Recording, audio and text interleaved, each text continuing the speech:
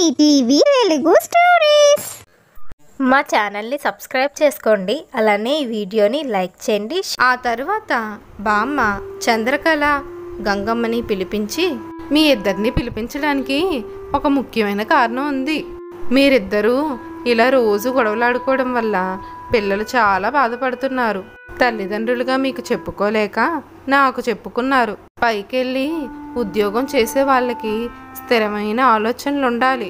ఇంట్లో మీరు పెట్టే గొడవల వల్ల ఉద్యోగాల్లో వాళ్ళకి ప్రశాంతత లేదు. మన ఇంటి కోసమే కదా ఇద్దరు ఉద్యోగాలు చేస్తున్నారు. వాళ్ళిద్దరూ రేయనక పగలనక ఉద్యోగాల్లో కష్టపడి అలసిపోయి ఇంటికి వస్తున్నారు. అందుకే ఇంట్లో ఈ గొడవ సమస్య ఉండకూడదంటే నేను ఒక ఉపాయం ఆలోచించాను. అది కేవలం మీ వల్లే సాధ్యమవుతుంది. ఇద్దరు ఇంట్లో ఖాళీగానే కదా ఉంటున్నారు. చెరొక పనికి వెళ్తే ఇంట్లో గొడవ అనేదే ఉండదు. మీ మనసు పని మీద నిమగ్నమైతే వెళ్ళామా వచ్చామా తిన్నామా అన్నట్టుగా ఉంటుంది. ఇంకా పక్క వాళ్ళతో గొడవాడాలి అన్న మాటే ఉండదు. ఏమంటావు గంగా? ఈ ఆలోచన నీకు నచ్చిందా? అదేంటి అత్తయ్య, ఖాళీగా ఉంటున్నానని అంత మాట అనేశారు? ఇంట్లో ఎన్ని పనులు చేస్తున్నాను, ఇప్పుడు బయట పని కూడా చెయ్యాలి అంటే ఈ వయసులో నాకు అవుతుందా? ఇప్పటి వరకు బయటికి వెళ్ళి పనిచేసే అవసరమే రాలేదు. నా కొడుకు 2 చేతులతో సంపాదిస్తున్నాడు. ఇంకా నేనే 10 మందికి అన్నం పెట్టే స్థాయిలో ఉన్నాను. మీరేమైనా అనుకోండి అత్తయ్య, నేను మాత్రం వెళ్ళను. ఏమ్మా చంద్రకళ, నీ విషయం ఏంటి? నాది అదే మాటమ్మా. నా కూతురు కూడా 2 చేతులతో సంపాదిస్తుంది. నేను కూడా బయటికి వెళ్ళి సంపాదించాల్సిన అవసరం లేదు. వాళ్ళిద్దరి మాటలు విన్న పార్వతమ్మ చక్కని ఉపాయం తట్టింది. కానీ వీళ్ళిద్దరూ వెళ్ళనంటున్నారే. ఎంతగానో నచ్చ చెప్తున్నాను, అయినా వీళ్ళు నా మాట వినిపించుకోవడం లేదు. అవతల పిల్లలు చూస్తే చాలా ఇబ్బంది పడుతున్నారు. వేరొక మార్గం ఏదైనా ఆలోచించాలి అని అనుకుంటుంది పార్వతమ్మ. ఆ మరుసటి రోజు అందరూ ఒక దగ్గర కూర్చుంటారు. అప్పుడు శివ, అమ్మా, నాన్నమ్మ, ఈరోజు ఒక స్పెషల్ ఉంది తెలుసా? ఈరోజు లత బర్త్డే, అందుకని మేమిద్దరం సెలవు పెట్టాం అని అంటాడు శివ. పుట్టినరోజు శుభాకాంక్షలమ్మా మనవరాలా. ఆ దేవుడు నిన్ను చల్లగా దీవించాలి. పుట్టినరోజు శుభాకాంక్షలమ్మ కోడలి పిల్ల. బామ్మగారు, అత్తయ్య, మీ ఇద్దరికి చాలా థ్యాంక్స్ అని అంటుంది లత. కొంతసేపటి తర్వాత చంద్రకళ తన కూతురు లత కోసం వేడివేడిగా చికెన్ దమ్ బిర్యానీ వండుకొని తీసుకొస్తుంది. అమ్మా లత, నీకిష్టమని నీ పుట్టినరోజు సందర్భంగా వేడి వేడి దమ్ బిర్యానీ చేశాను. ఎలా ఉందో మొదటిగా నువ్వు తిని చెప్పమ్మా. చాలా థ్యాంక్స్ అమ్మా. నాకిష్టమని చేసావా? నువ్వు చేసిన దమ్ బిర్యానీ అంటే నాకు చాలా ఇష్టం అని అంటుంది లత. ఆ తరువాత చంద్రకళ చేసిన బిర్యానీ అందరూ తింటారు. అబ్బా, నిజంగా ఈ చికెన్ బిర్యానీ ఎంత బాగుంది. చాలా చక్కగా చేసావమ్మా చంద్రకళ. ఏరా శివ, మీ అత్తయ్య చికెన్ బిర్యానీ చాలా బాగా చేసింది కదా? అవును నాన్నమ్మ, ఎక్సలెంట్గా ఉంది. మా అత్తయ్య చేతి వంట మజాకా. అవునండి, నాకు చికెన్ దమ్ బిర్యానీ అంటే చాలా ఇష్టం. నా కోసమే మా అమ్మ ఇంత చక్కగా నేర్చుకుని వండుతుంది.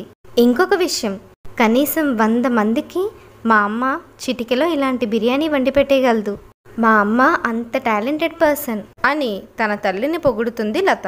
ఆ పొగడ్తలు విన్న పార్వతమ్మ తన మనసులో, నా మనవరాలు మంచి మాట చెప్పింది. ఈ ఆలోచన కూడా చాలా బాగుంది. ఈ చంద్రకళ 100 మందికి వండగలదా? అయితే చంద్రకళ వండుతుంది, గంగా తీసుకెళ్ళి అమ్మి పెడుతుంది. ఇద్దరూ కూడా ఒకళ్ళ జోలికి ఒకళ్ళు పోకుండా ఒంటికి మనసుకి బాగా పని ఉంటుంది. అంతేకాదు, పనికి పని లాభానికి లాభం అని అనుకుంటూ పార్వతమ్మ శివతో, ఏరా శివ, ఇటు విన్నావా? మీ అత్తయ్య 100 మందికి వండి పెట్టగలదంట.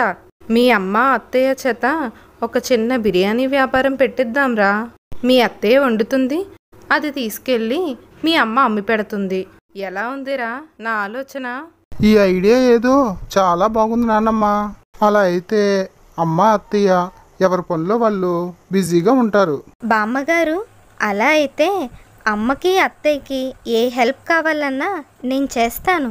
అమ్మా, ఇంతకీ నువ్వేమంటావు? నీకు బాగా వచ్చిన పనే కదా. నీకు నువ్వే యజమానివి. నీ మీద ఎవ్వరూ అజమాయిషీ చూపించరు. ఈ వర్క్ నీకు జస్ట్ టైంపాస్గా ఉంటుంది. మేబీ ఫ్యూచర్లో డెవలప్ అవ్వచ్చేమో. అలాగేనమ్మా, నువ్వేం చెప్పినా నా మంచి కోసమే కదా చెప్తావు. చదువుకున్న దానివి, పైగా ఉద్యోగం చేస్తున్నావు. నువ్వేం చెప్తే నేను అదే చేస్తాను. నా పనితనం ఏంటో నిరూపించుకుంటాను. ఎవరి గొప్పో అప్పుడే తెలిపోతుంది అని అంటుంది చంద్రకళ. ఆ మాటలకు గంగమ్మ, అవునవును, ఎవరు పని దొంగలో తేలిపోతుంది. ఈ వ్యాపారం చేయడం నాకు ఇష్టమే అని అంటుంది గంగమ్మ. మొత్తానికి వాళ్ళిద్దరూ వ్యాపారం చేయడానికి ఒప్పుకుంటారు. ఆ మరుసటి రోజు నుండి వాళ్ళు వ్యాపారాన్ని ప్రారంభిస్తారు.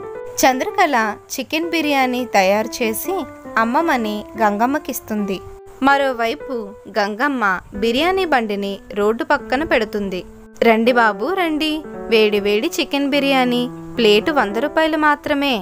ఆలస్యం చేయకుండా తొందరగా కొనుక్కోండి, లేదంటే బిర్యానీ అయిపోతుంది అని నోరు చించుకొని గట్టిగట్టిగా అరుస్తుంది గంగమ్మ. కానీ 1-2 రోజులు మాత్రం చాలా తక్కువ మంది వస్తారు. కొంత బిర్యానీ సేల్ అవ్వగా మిగతాదంతా ఇంటికి తీసుకొస్తుంది. ఇంటికి వచ్చాక చంద్రకళ గంగమ్మతో, గంగమ్మ, నేను చేసిన బిర్యానీ బాగా అమ్ముడుపోయిందా? ఇంకా కావాలని అడుగుతున్నారా? చాలులే, ఆ ముష్టి బిర్యానీ ఎవడ తింటాడు? ఎవ్వరూ రావట్లేదు. చూస్తున్నావు కదా, ఈ 2 రోజులు మిగిలిపోయిందంతా ఇంటికే తీసుకొచ్చేస్తున్నాను. నీ వంట ఎవరికి నచ్చలేనట్టుంది. నచ్చంది నా వంట కాదు, నీకే అమ్మడం రాదని చెప్పు. మళ్ళీ వాళ్ళిద్దరి మధ్య వాదన మొదలవుతుంది. అది గమనించిన పార్వతమ్మ, చూడమ్మా, లోపం మీ ఇద్దరిలోనే లేదు. మొదట్లో వ్యాపారం నెమ్మదిగా సాగుతుంది, ఆ తర్వాత వృద్ధి చెందుతుంది. మీరిద్దరూ కంగారు పడకుండా ఎవరి పనులు వారు చేసుకోండి అని నచ్చచెప్తుంది పార్వతమ్మ. 1 వారం రోజుల తర్వాత నుండి వాళ్ళ వ్యాపారం బాగా సాగుతుంది.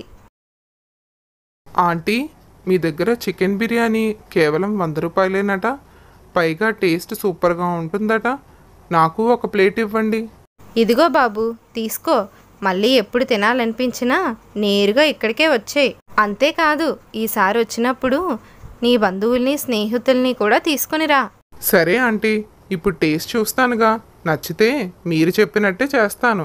అలా వచ్చిన కస్టమర్స్తో చాలా కలుపుగోరుగా మాట్లాడుతుంది గంగమ్మ. అలా వ్యాపారం మొదలుపెట్టి 1 రోజులు గడిచిపోతాయి. ఒకరోజు గంగమ్మ, ఈ వ్యాపారం పెట్టి 1 రోజులు గడిచిపోయింది. ఈ బిర్యానీ అమ్ముడుపోవడానికి జనాల్ని పిలిచి నా గొంతంతా ఎండిపోతుంది. ఒంట్లో సత్తువంతా పోయి నీరసం వచ్చేస్తుంది. ఈ ఎండలో తిరిగి కాకిలా తయారయ్యాను. నేనింత కష్టపడుతుంటే అవతల ఆ చంద్రకళ మాత్రం నీడపట్టునే ఉండి ఒళ్ళు సుఖపెట్టుకుంటుంది. ఇది వండేసే బిర్యానీకి నేను ఇక్కడికొచ్చి మరీ అమ్మాలా? ఇంతకన్నా బాగా వండుతాను నేను. అత్తయ్యకి చెప్పి రేపటి నుండి వంట నేను చేస్తాను. అమ్మడానికి ఆ చంద్రకళని పంపించమంటాను. ఇంత మండుటెండలో రోడ్డు మీద అమ్మడం ఎంత కష్టమో దానికి తెలియాలి అని ఇంటికి వచ్చాక తన అభిప్రాయాన్ని చెప్తుంది గంగమ్మ. అప్పుడు చంద్రకళ, అవును గంగమ్మ, నువ్వు చెప్తుంది నిజం. నీ కష్టమే కాదు, నా కష్టం కూడా నీకు తెలియాలి. నేను పొద్దున్నే లేచి బిర్యానీ వండుతాను, ఆ తర్వాత ఇంటి పనులన్నీ చూసుకుంటాను. నాకు కూడా కష్టంగానే ఉంటుంది. సరే, రేపటి నుండి నేను అమ్మడానికి వెళ్తాను అని అంటుంది చంద్రకళ. అప్పుడు పార్వతమ్మ, సరే, మీరిద్దరూ ఒక ఒప్పందానికి వచ్చారు, మీకేం నచ్చితే అది చెయ్యండి. ఆ తర్వాత నుండి గంగమ్మ వంట పని మొదలు పెడుతుంది. మరోవైపు చంద్రకళ అమ్మడానికి వెళ్తుంది. అలా వారం రోజులు గడిచిపోతాయి. ఒకరోజు గంగమ్మ, బాబోయ్, తెల్లవారుజామున లెగుస్తున్నాను, అయినా సరే ఇంటి పని వంట పని తేలడం లేదు. ఈ ఇంటి పని ఎక్కువైపోతుంది, క్షణం తీరికుండడం లేదు. ఈ గొడ్డు చాకరీ చేయలేక నా నడుం పడిపోతుంది. అమ్ముకున్నప్పుడే ఎంతో కొంత బాగుండేది. అత్తయ్య నెలకొలా ఒప్పించి నేను అమ్మడానికి వెళ్ళిపోతాను అని నిర్ణయించుకుంటుంది గంగమ్మ. మరోవైపు చంద్రకళ, అమ్మో, ఎండ సుర్రును తగులుతుంది. ఈ జనాలందరినీ పిలుచుకునేటప్పటికి నా గొంతు ఎండిపోతుంది. ఇంట్లో పని ఎంత కష్టమైనా నీడపట్టి నుండే చేసేదాన్ని. అమ్మో, నా వల్ల కావడం లేదు. ఇంకొక రోజు కూడా ఈ పని చేయలేను. ఆ బామ్మగారిని ఎలాగన్నా ఒప్పించి ఏదో విధంగా నేనే వంట చేసుకుంటాను అని అనుకుంటుంది చంద్రకళ. వారి ఇద్దరి అభిప్రాయాలు పార్వతమ్మకి చెప్తారు. అందుకు సరే అంటుంది పార్వతమ్మ. మళ్ళీ యథావిధిగా చంద్రకళ వండుతుంది, గంగమ్మ తీసుకెళ్ళి అమ్ముతుంది. మొత్తానికి వ్యాపారం చాలా చక్కగా సాగుతుంది. ఒకరోజు అందరూ ఉండగా గంగమ్మ చంద్రకళతో, వదిన, నీ వంటలు అందరికీ నచ్చేశాయి. కస్టమర్లు రోజు రోజుకి పెరుగుతున్నారు, వెరైటీలు అడుగుతున్నారు, అంతేకాదు క్యాటరింగ్ కూడా కావాలంటున్నారు. ఇవన్నీ నువ్వు చేయగలవా? లేదంటే నేను నీకు సహాయం చేయాలా? సరే వదిన, నాకు సాయం చేయి.